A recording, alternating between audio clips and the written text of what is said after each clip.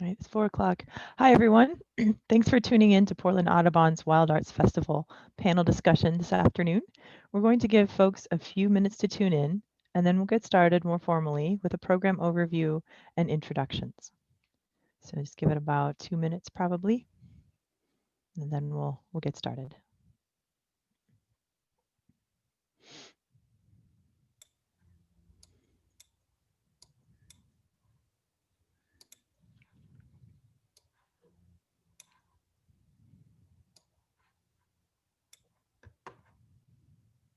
Hello? Hey, Colin. You hear me? Yes. We're Okay. just waiting a couple minutes, and then we're going to actually start officially with a program overview and some introductions. Hi, Nikki. Hi, Colin. How are you? I was about to just make a paper mustache and some glasses and put a different hat on. And just pretend you were me. Yeah. Throw a guitar in the background. Yeah. Yeah. That would work. Mhm. Oh, hold on. Carson is really having trouble. Hi.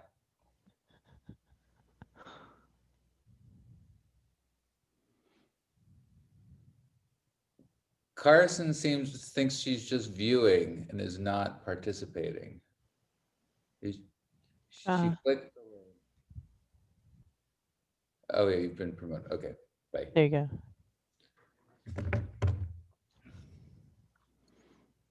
Hi. Sorry, my internet seems to be down in my studio. Oh, really? Yeah. Huh.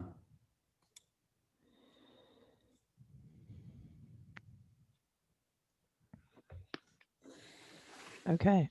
All right, while you get settled in, I'm going to go ahead and start. So hello, my name is Tricia Sears, and I'm a member of the Portland Audubon's Wild Arts Festival Book Fair Committee. Welcome to this author panel. Thanks for being here. We're so glad you could join us.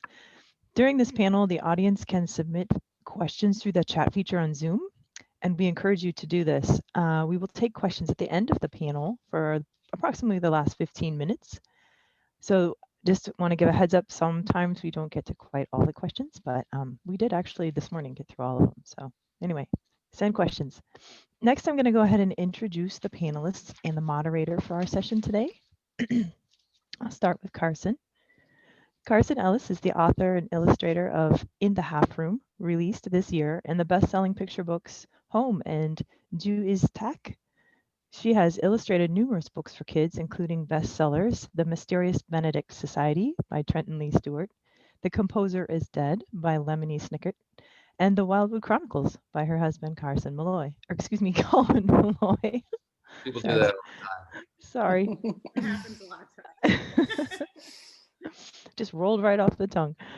She works sporadically as an editorial illustrator for The New Yorker, The New York Times, Poetry Magazine, and several other publications, and she is an occasional fine artist represented by National in Portland. Carson lives on a farm in Oregon with Colin. Their 2 sons, 2 cats, 2 llamas, 2 goats, 1 sheep, 15 chickens, a family of barn owls, and a whole bunch of tree frogs. Next, we have Nikki Mcclure.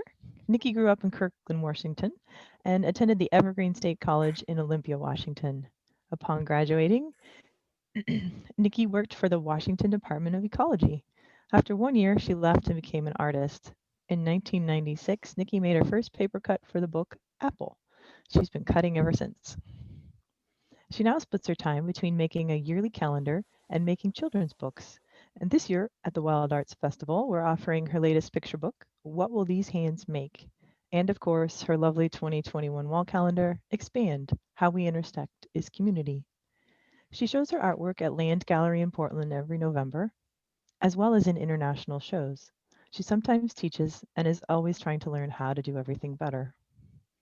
Nikki lives in Olympia, Washington, under the cedar trees along the eastern shore of the southern Salish Sea. She's in business with her husband, J.T. Scott, a fine woodworker. They collaborate on lamps and furniture.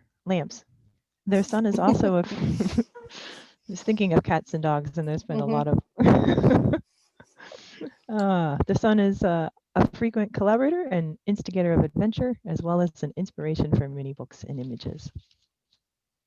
And finally, Colin Meloy. Colin is the writer of the best-selling Wildwood Chronicles and the singer and songwriter for the band The Decemberists. Colin's newest children's book is Everyone's Awake, a rollicking read-aloud romp of an anti-bedtime story. The Golden Thread, a song for Pete Seeger, is his first picture book and was illustrated by their good friend Nikki Mcclure. Colin once joined Pete Seeger on stage singing American folk standards at the Newport Folk Festival in 2011. Even now, he can barely believe it actually happened. It was so cool. Colin wrote, and Carson illustrated The Whiz Mob and The Grenadine Kid, also available at this year's Wild Arts Festival. Colin is no stranger to collaboration. In fact, he and the Decemberists performed Ben Franklin's song in collaboration with Lin-Manuel Miranda, who wrote the lyrics as part of Hameldrops, a project Miranda started in December 2017 as a sequel to the musical Hamilton. He lives just outside Portland, Oregon, with, as described earlier, his family. Please do check out all of our author pages online at the Wild Arts Festival, wildartsfestival.org. And just a brief introduction to Helen. Helen Raptis is the Emmy-winning longtime host of AM Northwest on KATU TV. She's also an artist who's contributed some great artwork to the Portland Audubon Wild Arts Festivals. All right, I'll turn it over to Helen now. Thanks. Okay, well, let's get started. What does it take? And this question is for all of you, really. But let me start with Nikki. What does it take? What elements do you need to make a successful children's book? Oh, I was hoping I'd just follow Carson's lead, because I haven't done it yet. I think there should be some magic, and there should be, but it should be real magic. I like real magic, and I think that if an author or an illustrator is working from their lived experience, it makes it much more richer. So like kind of these. And like elements of like those little trinkets, the little gold bug in each illustration, the little hidden thing that the special kid with the secret vision can see and find, is also something that I really like to have as well. So magic, but real magic.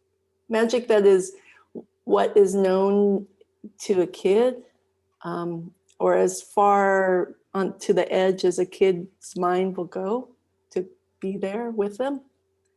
I think are some things that I like in the book. How about you? Carson?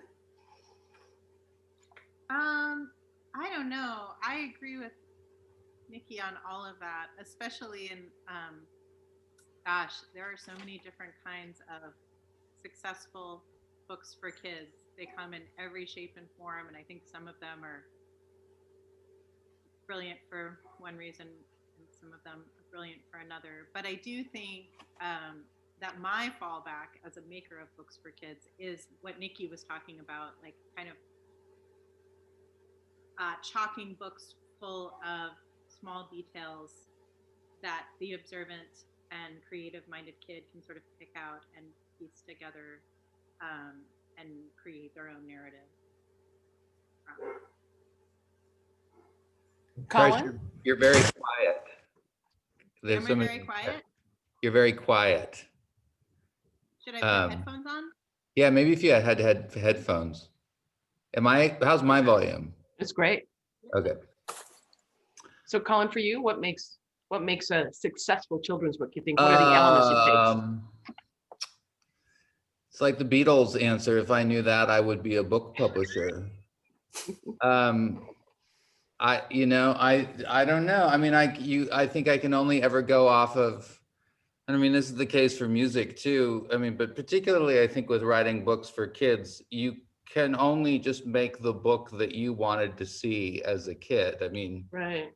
Beyond that, I mean, I guess you could like do a lot of research into like market trends and things like that and see what's really hitting, which would probably be maybe a wiser way to go about it. But I for me, I suspect for Nikki and Carson, it's just like trying to reconnect with the things that you connected with as a kid, and the books that made you love books, made you love reading, and also made you want to make books yourself. And inevitably, I mean, as a kid who loved reading and just kind of ate up that stuff, you know, I always had ideas where I could improve, or just, you know, you could see the gaps where you would do something differently, or just imagining, you know, mashing up things together and bringing what the elements that you really love in certain books, just like, oh, I wish it had a little bit more of that. I don't know. I mean, I think that whenever I'm writing books for kids, I'm just purely trying to channel the wonderment of my, you know, 8 to 12-year-old self, and see where I get from that. Do you all love the reaction that kids, have you seen kids react to reading one of your books? Have you been able to experience that? And is that a sense of joy? It's gotta be. Yeah. Yeah, it's pretty special to, you know, like some of my books are for quite young children, like 1-year-olds. And to see a 1-year-old kind of like crawling over your book and Wow. and turning a page, and the eyes dilate, and that you're like part of this beginning visual knowledge is really amazing. Just the biology of it too it's quite an honor to be part of kids' lives so intimately. Carson, for you? Yeah, for sure. Am I louder at all? Yes, it sounds good. Okay, good.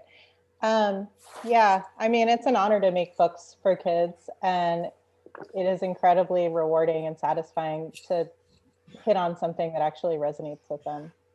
And it's so, you know, they all interact with books so differently, and different age groups respond to different things, but it's awesome. Colin?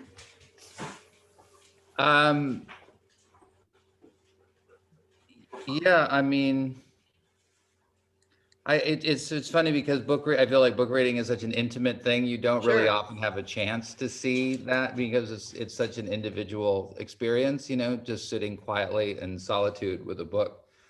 And so you just kind of have to you get reports from people, you know, about how they were kind of taken by certain things. I mean, like if doing school visits and stuff like that, there's the occasional like gasp of wonder or something during a reading or a page turn or something like that, which is pretty magical. But unfortunately, I feel like as writers of books, you know, you don't really get much of a window into that, because it is such a very private experience, like the experience of kind of consuming a book.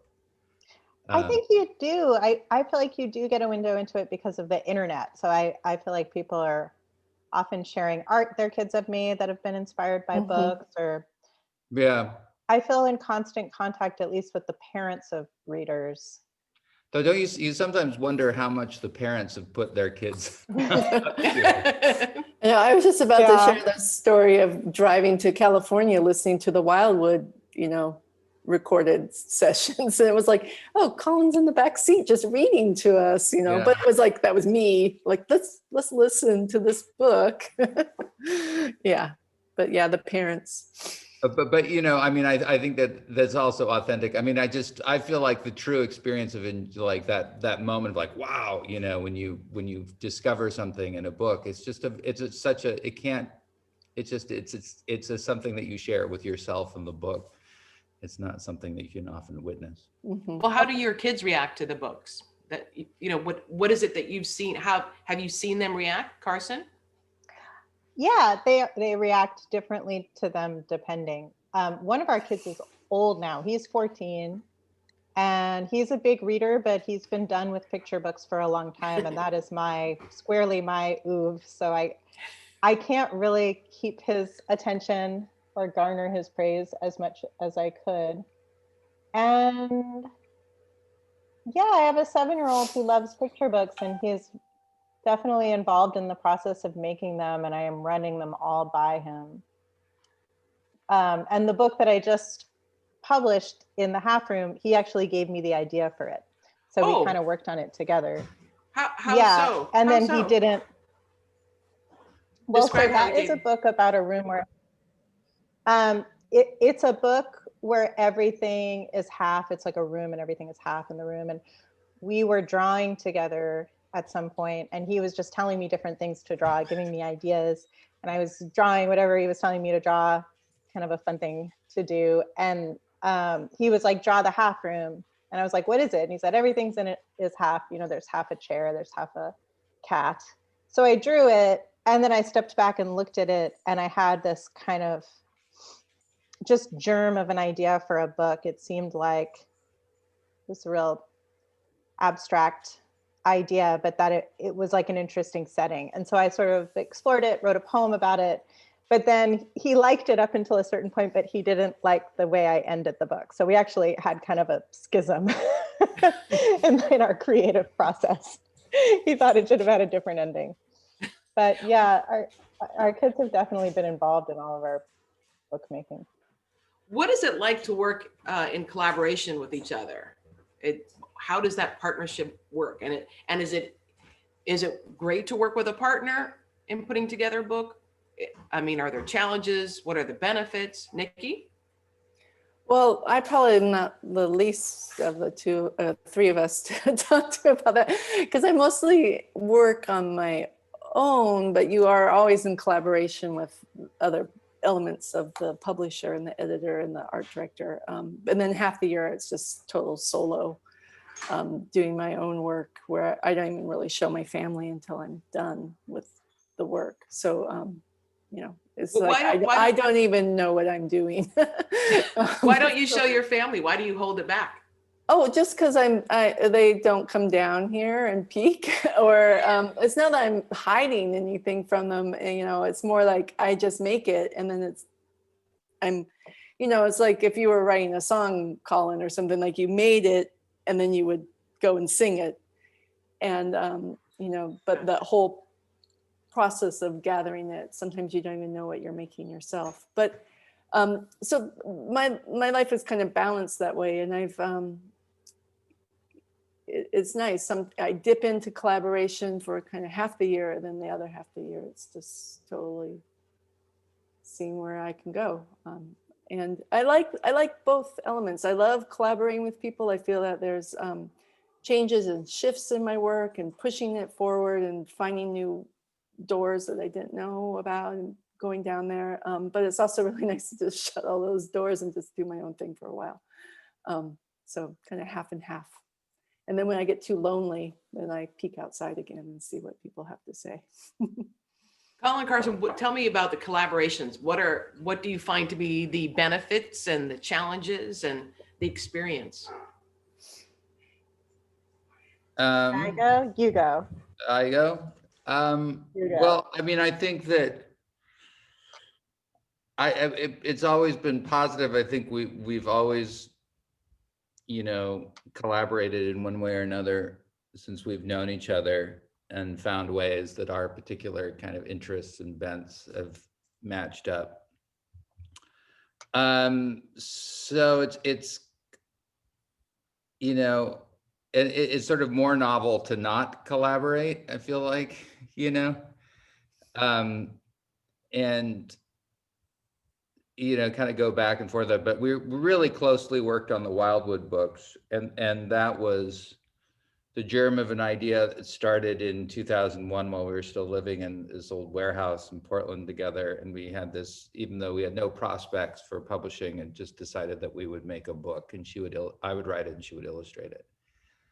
And so, I mean, that's sort of a testament to it. I think that even without any idea of like how this was going to get out in the world, we just enjoyed the idea, the concept, the prospect of creating something together.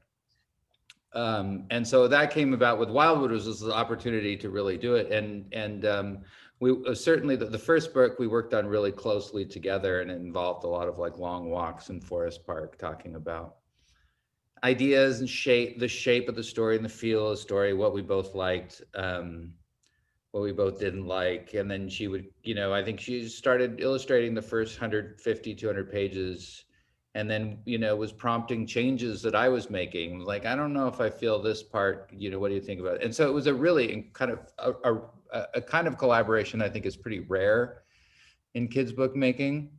Because typically, you know, the author and illustrator don't even see each other. You know, it's like the manuscript is done, the publisher or the editor has some suggestions for an illustrator, the illustrator takes on the manuscript, illustrates it, and that's kind of the end, where we were actually kind of crafting it together. I mean, similarly, I'm working with Nikki on the Pete Seeger book.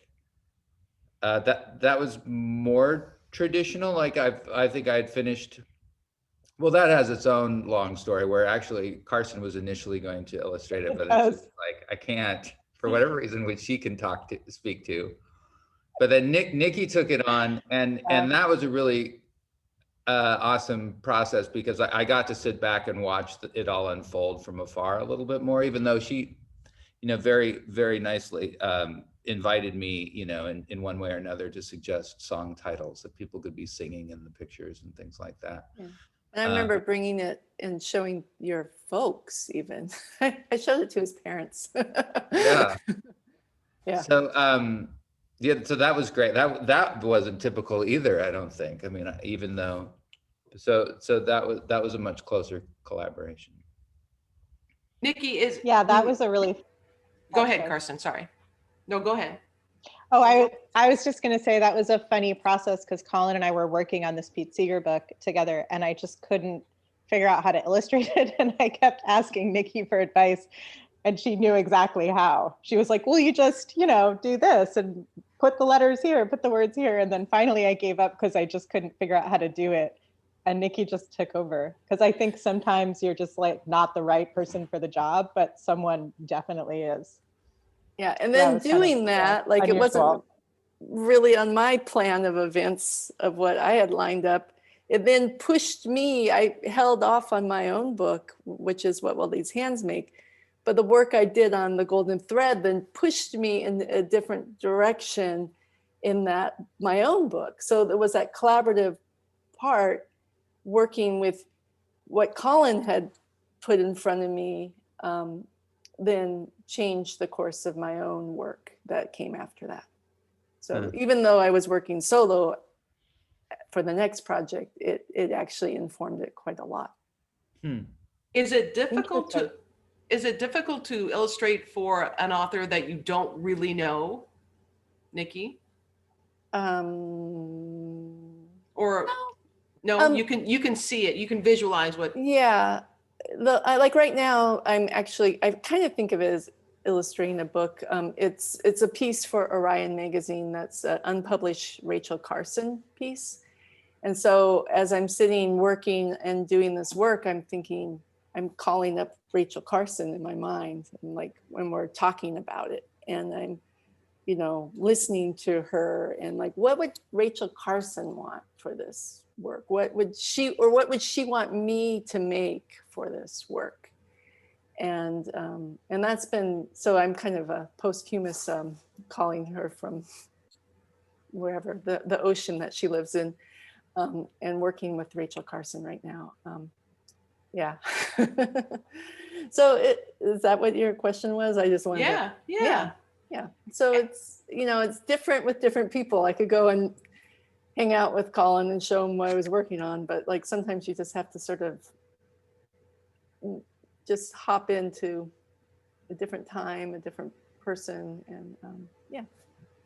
Collaborate on the astral plane. Yeah.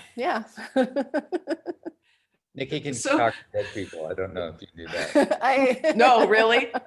Let's hear about that. It's not actual language. It's vibrations. Well, now I want to go in that direction. Okay, so Carson and Colin, as a couple, is it you guys have a second hand when you're putting together a collaboration? Is it super easy, or is it hard to give constructive criticism to each other? How does that work? Well, I think for one thing, interestingly, I think because we have been collaborating for 25 years or something, and we also live together and raise kids together. Like everything is just collaboration all the time for decades. Yeah. That at this point, we're a bit telepathic with each other. I can kind of hear Colin's critique or criticism of something in my head before I show him. I think it's probably vice versa, which isn't a good thing or a bad thing. It's just kind of interesting to be able to, like, to know someone so well and to know what will appeal to them and what won't. I think it gets us much quicker to a place of intersection and figuring out what we both want to do when we're collaborating. We don't really have to hash things out as much, though we do totally often end up hashing things out anyway. So I don't know if you agree, I think we've gotten better at it. Like, I think that we're less prone to bicker about creative stuff. We still do once in a while, but I think we've got our kind of constructive criticism giving chops pretty honed. I think we have a kind of a shorthand for that, you know. I think that we can kind of intuit what the other person without hurting their feelings. In fact, I don't think either of us, we've definitely hurt each other's feelings, I think. But I mean, in the past over criticism, but I don't know that that's happened recently. You know, I think we've gotten better at that. Yeah, and I think a lot of the time when two people collaborate and feelings get hurt, it's because of like not being sure that the other person appreciates what you're bringing to the table as an artist. So if you wonder about the other person's, like if you doubt that they appreciate your worth in that a relationship, I feel like that's where a lot of bad stuff arises. But if you get to a point where both people just really love each other's creative minds and work, then I think feelings are less likely to get hurt. Yeah. Collaboration is so messy and painful, even in the best situations. But I do think, like, if you can start from a place where two people really admire each other, it's helpful. Yeah. Oh, for sure. I don't think Audience it's member, painful. go ahead, Nikki, sorry. You don't think I it's always painful? no, I think I really like it. I think it's very joyful. I mean, it's like this, to me, it's that way. Even when I'm thinking of working with my husband, JT, on projects, and it's like just that brainstorming, like, you know, what he knows and then what I know is different, and then we can go imagine something new that neither could imagine before, and I really like that. Yeah. And then thinking about working with my son, we might be actually making a book together someday soon, and like, what would that be? And and what he knows and what I know, and then the sum of that becomes something else. And it's kind of exciting. That unknown feeling is, to me, really fun. When do you find yourselves most inspired? Is it taking a walk? Is it taking a break? Is it when you're super busy? Is it, I mean, Carson, you mentioned when your son gave you an idea, but when do you find yourselves most inspired? I'll start with you, Colin. When do I find myself most inspired? Yeah, so for some people, they need a walk. They need to be alone. For some others, it's being with people. I mean, everyone finds their own way to be inspired. Maybe it's looking out your window. Like Nikki has this incredible view from her window. I don't know. I mean, it comes, I mean, walking is really important, but, you know, that can just be walking from, you know, across from the house to my studio. You know, a lot of work gets done in that moment. Inspiration. I don't know. I feel like I've had a recent breakthrough about creativity and the way the brain works, getting into crossword puzzles since the pandemic kicked in. I feel like I've suddenly and I've explained to Carson my theory, but it's really fascinating. Here we go. Here we go. Step back. All right, how much time do we have? Oh, go. Come on. I want to know. So that crossword puzzles, I think, they must work on the same kind of frequency as your creative brain, because there's this weird parallel I find between my work process, writing songs, and also writing books to a certain degree, in doing crossword puzzles. And it was something weird when I started doing crossword puzzles, like this feels like familiar, this idea of that I would get into a jam on the crossword puzzle and just step away from it, and then come back maybe a half an hour later, just sort of absently pull up, and all of a sudden it was just like, ding, there's the word, you know. And that sounds really simplistic, but I mean, I think it is so simplistic that it must have some connection in real like brain biology, because that same experience of like often I'll get into a rut, like working on a song and just get stuck. And I don't know what that stuckness is from, or where it's, you know, there's a sort of easy beginning, and then there's just, you could almost see it coming, you know, there's something that's foretold about it.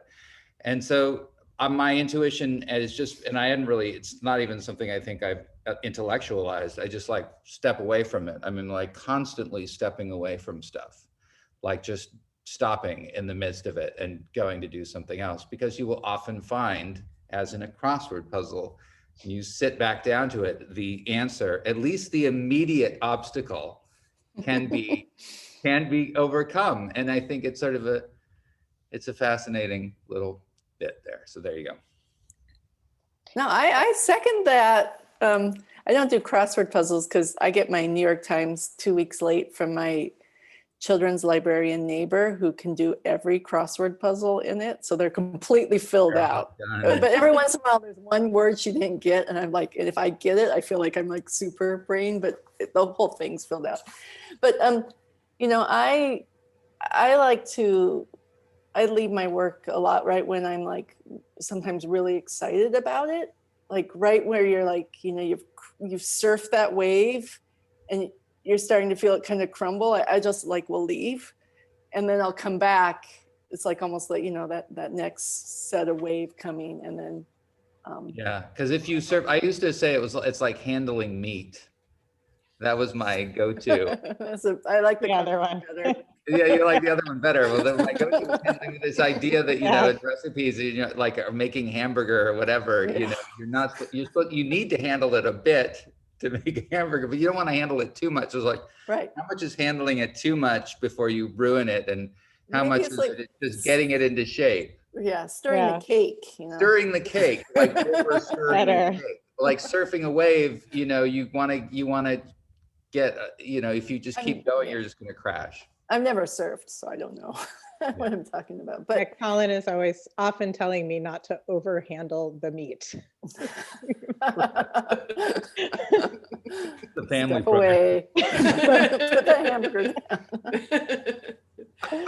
Do you think that this pandemic has helped people in some ways, or helped you, or changed the way you're creative? Because it seems to me more people now during this pandemic, because they've been stuck at home, have been trying things they didn't try before. You mentioned the baking, painting, writing, all of that. Has it helped in some way to help you become more creative, or is it more of an obstacle? Because we're stuck at home, a lot of us. I was stuck at home anyway. Now I have to teach my kids. Yeah, we already stuck at home. But I do think a lot of people, I don't know about the other things, but I hear from a lot of people who are drawing for the first time, adults that are like, I haven't drawn since I was a kid and I'm taking online courses.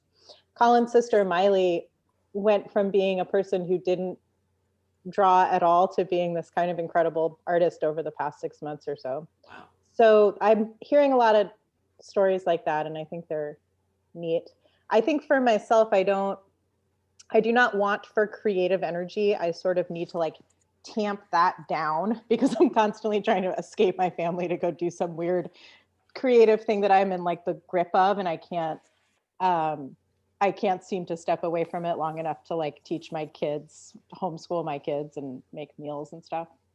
But I have been, I've been gripped by a few different obsessive things over the course of the past few months. And one of them was quilting, which I hadn't done before. I got super into quilting. And now I'm super into building. I've built 2 tables like in the past week. So I do find these other creative outlets are really soothing and a nice way to get away from my actual creative stuff that I have to do, my job creative stuff. But I don't know if that's a pandemic thing either, because I think that's something that I always am doing as an artist, is trying to procrastinate my job creative stuff with a variety of other creative activities that serve no one but myself. Yeah, I've been exploring different media. I still am cutting paper, but I saw there was a little chat thing about books. So I have a book coming out. Great. It's maybe backwards. I don't know how this thing works. No, it looks but it's good. like, so I used watercolor to kind of play around with things instead of, so yeah, that was fun. Just, exploring on my own. And I got this set of paints from this woman who makes paints up in Canada. And I just sat down and tried to make, just keep painting. And that was just giving myself time to explore a different thing. Was really nice. What would you like, and this question is for everyone, for the viewers, the listeners here, to know about your latest project? Who should go? Colin? About our latest projects? Yeah. So Like what would you like them to know? What is about- out there that you'd like them to know? About what, I don't know, about Everyone's Awake. I mean, Everyone's Awake came out in March. And I like it. It's funny, and I hope and it's beautifully illustrated by Sean Harris. And I hope that anybody would check it out. I don't know. I'm also, I'm working on another couple books that I probably can't talk about quite yet. Although I guess, yeah. So there you go, Nikki. Secret. I already told mine. Yeah, Okay, she did. this She one. did. This Yeah. one comes out with Sasquatch Books, and I also published it with a Canadian publisher called Orca Books. Hmm. And then I have the calendar. I made a calendar. There will be a 2021, which is exciting because we need another year. And then At what? least one more to sort it out. Yeah, what are you gonna do with Yeah. all the 2020? Burn them? And then, Well, I chop them up and they make really great grocery lists, notepads. And then I'm starting thinking about a next book, and that's been kind of fun. Oh, and then I have another book that I'm working on right now, which is a children's book that I wrote about an old wood boat and how she's found by a family and taken care of. And yeah, which I want to actually, maybe I'm going to send to Carson's son to review for me. See what Milo, it's a Milo age book. So oh, cool. I'll send it your way for Milo's He's such a fan. feedback, collaborative ideas. Do it. He'll be thrilled. And then, Carson, you have In the Half Room out, right? I do. That came out last month. I guess if I had anything to say about that book, it's a super weird book. A lot of people are like, I just don't get this book at all. And the only thing I would have to say about it is that, like, you don't need to get it. It's just supposed to wash over you like a absurd poem. And I wasn't trying to, I'm not trying to impart a lesson or a message with it, really. It was just sort of, I think, the organic end product of a funny idea that a woman came up with her 7-year-old son. And has he So given you any more ideas? Do you have any more ideas that you're working on with him? No. Well, we were talking about the other day, someone said something about an odist, like a person who writes odes. And I was like, I'm going to write a picture book called Otis the Odist.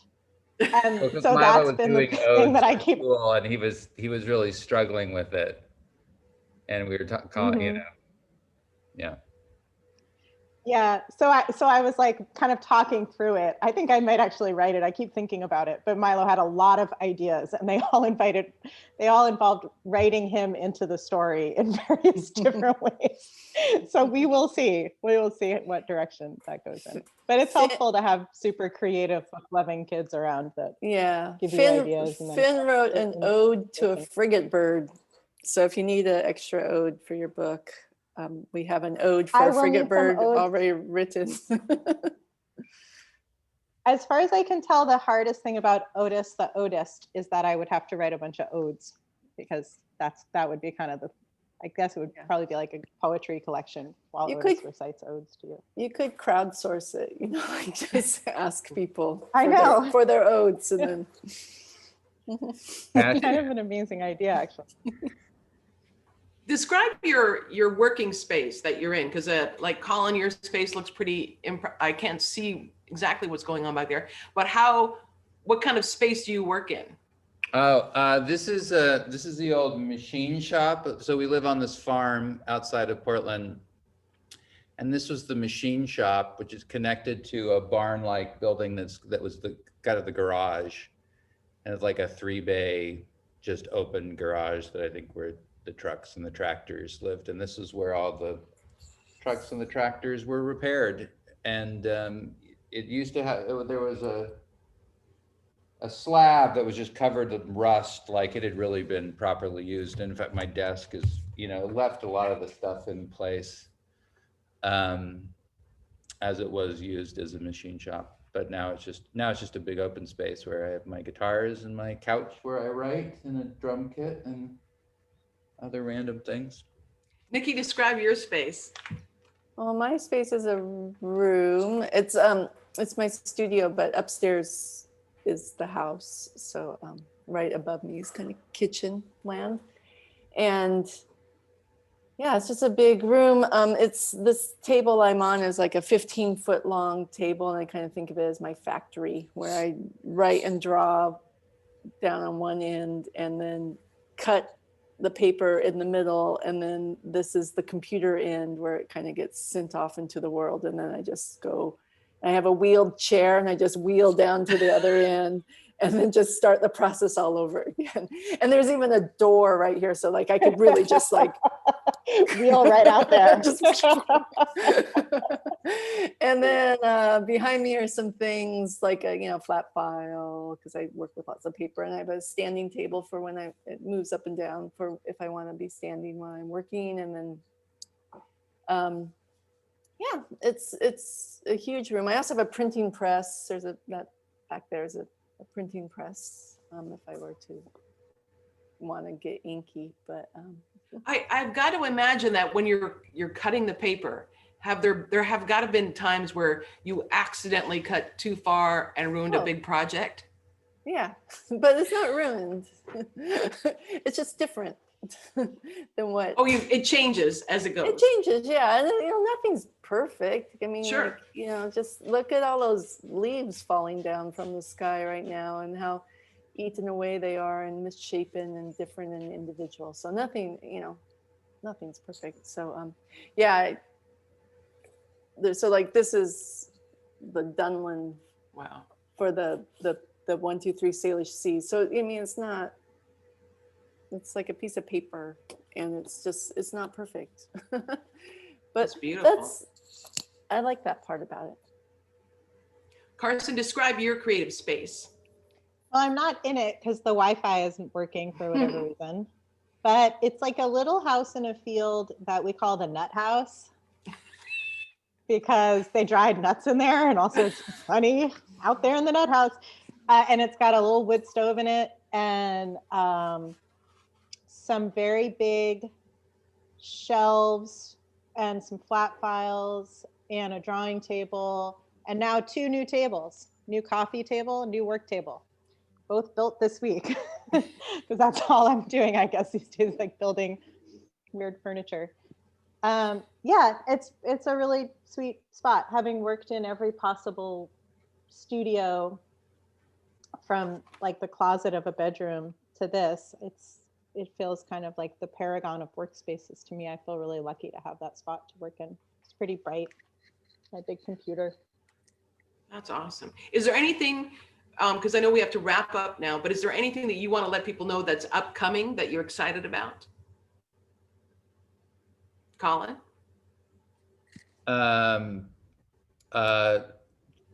President Biden's inauguration. That's what I was thinking too. January, whatever. January 20th. I was gonna, music-wise even? oh yeah, so I was just looking at chat to see if anybody, so yeah, happening with music. Well, there's not a ton that can happen with music right now, unfortunately. And we're still holding out hope that our tour that we were going to be doing this last summer, that's happening next summer, will happen. You know, I think that all depends on where we're at, you know, and if people are responsible and wear masks and things, I think I can probably get back to playing music a lot faster. But if people keep being jerks about it, then I can't. So that's just sort of where I'm at. And I mean, I'm always working on music. Thankfully I'm sort of in book mode, so I'm working on a couple book projects, and then like a musical thing, which is still, I guess, sort of happening, but I can't really talk about that either. There's a lot of like, you know, pokers in the fire, and that's sort of where I'm at. All right. Well, thank you so much, everyone. This was really, it was really enjoyable. Did we get everything out that you wanted to chat about by chance? I want to make sure that. I think so. Okay. Besides, Thank you what's so for much. dinner? Yeah. What is Well, for we want dinner? I don't don't know. What's for What are we dinner? gonna make? No idea. I just found out, though. We want to tell Yeah, everyone, maybe. it runs through the November 22nd, and to visit wildartsfestival.org throughout the week. There's great art, lots of books, a lot of inspiration out there for the Audubon, Portland Audubon. Thank you so much, Colin and Nikki and Carson. I appreciate it. Yeah, my thank pleasure. you. Thanks for having us. Thanks to Wild Arts.